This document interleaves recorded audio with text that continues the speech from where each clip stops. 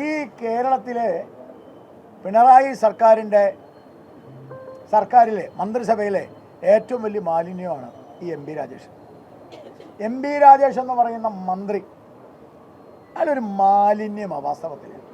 ഞാനത് പറയാൻ കാരണം എന്താ അറിയോ? എം പി രാജേഷ് പ്രഖ്യാപിച്ചു ചൂൽപ്പുറം എം പി രാജേഷിൻ്റെ മാതൃകാ പദ്ധതി ചൂൽപ്പുറം മാലിന്യ സംസ്കരണം. എന്താ ചെയ്തത്? ആളുകളെ പറ്റിക്കല്ലേ. ഞാൻ മനസ്സിലാക്കിയത്, എന്തെങ്കിലും തെറ്റുണ്ടെങ്കിൽ നിങ്ങൾ തിരുത്തിക്കോളൂ, ഇതൊക്കെ ഞാനിവിടെ വന്ന് പഠിച്ചതാണ്. ആ മാലിന്യ കൂമ്പാരത്തിൻ്റെ മുകളിൽ മണ്ണിട്ടു, അടിയിൽ മുഴുവൻ മാലിന്യം, മുകളിൽ മണ്ണിട്ടു.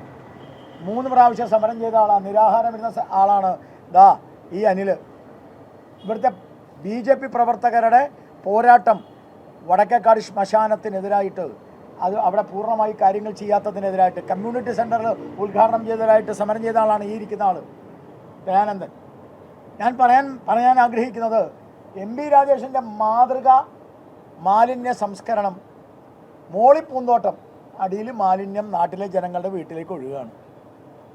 മോളിൽ മണ്ണിട്ട അടിയിൽ കൃത്യമാവുമോ കാര്യങ്ങൾ? അതുകൊണ്ടാണ് ഞാൻ പറഞ്ഞത്, ഈ മാലിന്യമാണ് എം പി രാജേഷ്.